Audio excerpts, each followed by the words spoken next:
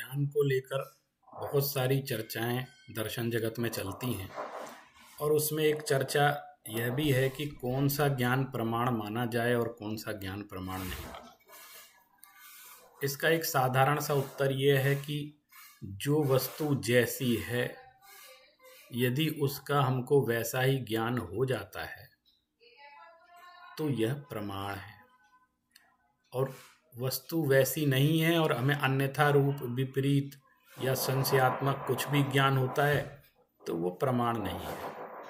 तो जो वस्तु जैसी है उसकी वैसी ही उपलब्धि हो जाए ज्ञान में तो वो ज्ञान प्रमाण कहलाता है। इस चर्चा के बाद एक महत्वपूर्ण चर्चा हम यह कर सकते हैं, मैं इसमें विशेष रूप से जो हमारे जैन आचार्य हैं वो एक और भी नई बात कहते हैं। वो कहते हैं कौन सा ज्ञान प्रमाण है।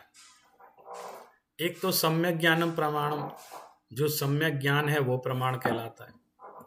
प्रमाण शास्त्र के हिसाब से एक समीचीन लक्षण है प्रमाण का, लेकिन वो एक अध्यात्म का पुट दे करके एक आध्यात्मिक न्याय की नई बात करते हैं।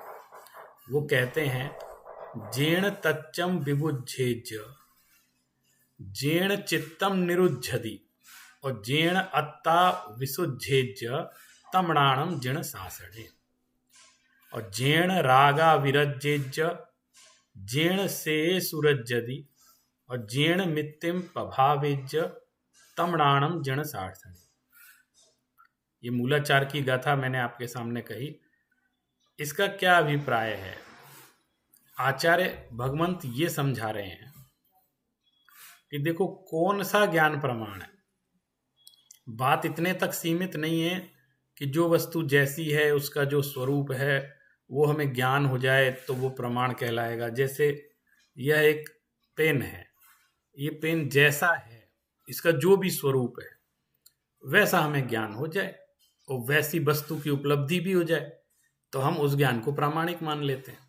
भाई हमने इसको, ये सफ़ेद है, ये हरा है और इसके साथ इसमें क्या क्या लिखा हुआ है इसके अंदर, फिर इसका क्या आकार प्रकार है, किन तत्वों से बना, कुल मिला के इसके जितने भी धर्म हैं, जितने भी गुण हैं, उन सहित बिल्कुल सही यदि ज्ञान हो जाता है तो इसको प्रमाण कहा जाएगा। न्याय शास्त्र में इसको प्रमाण माना जाएगा क्योंकि सम्यक ज्ञान हो गया आपको। और उसको अगर चेक करना है तो वस्तु भी वैसी उपलब्ध हो गई, जैसा हमें ज्ञान था वैसा ही ये उपलब्ध भी हो गया, तो वेरीफाई भी हो गया वो ज्ञान कि ये प्रमाण है हमारा ज्ञान। अब प्रश्न उठता है कि इसमें अध्यात्म का प्रयोग इस ज्ञान में कैसे हो। जो वस्तु जैसी उस वैसी उपलब्ध हो गई, अब इससे ज्यादा आपको चाहिए क्या? आप बताओ। भाई केवली भगवान, सर्वज्ञ भगवान को ज्ञान में सब कुछ आ गया तो वो प्रमाण है, प्रत्यक्ष प्रमाण है उनका ज्ञान। हमारा ज्ञान परोक्ष प्रमाण मान लीजिए, लेकिन प्रत्यक्ष हमको भी हो रहा है कि ये बात हमको पूरी ज्ञान में आ गई है। अब इसके बाद जो महत्वपूर्ण बात यह है इस गाथा में कही कि हम उस ज्ञान को प्रमाण कहेंगे जिसके द्वारा तत्व का स्वरूप ज्ञात किया जाता है। जेण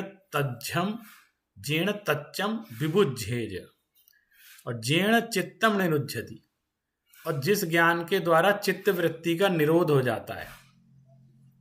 और जेण अत्ता विशुद्धेज तमणाणम जिण सासणे, और जिनके आश्रय से आत्म विशुद्धि यानी आत्मा विशुद्ध बन जाती है, वीतरागी हो जाती है, और जिस ज्ञान से, वो ज्ञान जिन शासन में प्रमाण है। फिर आगे भी कह रहे हैं जेण रागा विरज्जेज्य जेण से सुरज्जति, जिस ज्ञान से जीव राग द्वेष काम क्रोध आदि जो विकारी भाव हैं, विभाव हैं, इनसे विरक्त हो जाता है और मोक्ष मार्ग में संलग्न हो जाता है, यानी स्वयं के कल्याण में संलग्न हो जाता है। और जेण मित्ति पभावेज, और वह ज्ञान जो मैत्री भाव की ओर आगे बढ़ाता है। ऐसा ही ज्ञान जिन शासन में प्रमाण माना गया है। अब इसके अंदर उस प्रमाण में और इस प्रमाण में क्या फर्क है? मुझे इस कलम की, इस लेखनी की प्राप्ति वैसी हो गई जैसी ये है, और मेरे ज्ञान में निर्णय भी हो गया और मैं इसने समझ लिया। तो लौकिक दृष्टि से तो ये प्रमाण है, क्योंकि वस्तु यथावत उपलब्ध भी हो गई। लेकिन अब इसको जानने से मेरा आत्मा का क्या कल्याण हो रहा है? इसकी उपलब्धि से, इसके ज्ञान की उपलब्धि से कि इस पेन संबंधी ज्ञान को मैंने निर्णय कर लिया कि ये वैसा ही है, इससे मुझे किस चित्त वृत्ति का निरोध हो रहा है? मेरे चित्त वृत्तियों का निरोध हो रहा है क्या? मुझे ध्यान की प्राप्ति हो रही है क्या? इस वाले प्रमाण ज्ञान से मेरी आत्मा में विशुद्धि बढ़ रही है? मेरे वीतरागता की प्राप्ति हो रही है? ये प्रश्न है। क्या हो रहा है ऐसा? क्या मेरे राग, द्वेष, काम, क्रोध, मान, माया, लोभ ये सब कम हो रहे हैं या खत्म हो रहे हैं? और क्या मैं इसको जान करके आत्म कल्याण में प्रवृत्त हो जाऊंगा? अच्छा, इसको जानने से क्या मुझे मैत्री भाव की प्राप्ति हो जाएगी? क्या मैं उसकी ओर आगे बढ़ जाऊंगा? नहीं। ये लौकिक दृष्टि से ये प्रमाण है, आपका ज्ञान वेरीफाई हो गया, आपने जान लिया, इसको ऐसा ही जान लिया। लेकिन वास्तव में वह ज्ञान प्रमाण स्वरूप है आध्यात्मिक दृष्टि से, जिस ज्ञान से व्यक्ति स्वोन्मुखी हो सके, जिस ज्ञान से वह अपनी शुद्धात्मा की अनुभूति प्राप्त कर सके। ऐसा जो तत्व का ज्ञान होता है, वो कह रहे हैं कि हम तो उसको ही प्रमाण मानेंगे।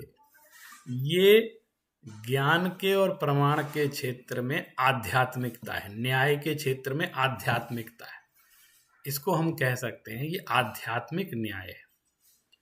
अगर मूल न्याय भी कहें तो भी आश्चर्य नहीं है, क्योंकि मूल जो न्याय शास्त्र का उद्देश्य है वो यही है, जिससे तत्व ज्ञान की प्राप्ति हो सके, दुखों की आत्यंतिक मुक्ति हो सके, वह न्याय शास्त्र का मूल उद्देश्य है। तो असल में बात यह है कि जो अध्यात्म न्याय है वह ही मनुष्य को, जीवों को मुक्त कर सकता है और न्याय शास्त्र के परम उद्देश्य की प्राप्ति करा सकता है। और जो लौकिक न्याय है वो सिर्फ पदार्थ के निर्णयों में और ज्ञान के निर्णयों के लिए वो महत्वपूर्ण है, लेकिन जो निश्रेयस की प्राप्ति कराए, आत्म कल्याण में लगाए, स्व कल्याण करवाए, वह ज्ञान तो वीतराग शासन के अनुसार उसी ज्ञान को हम प्रमाण कहेंगे, और वास्तव में वही ज्ञान प्रमाण है।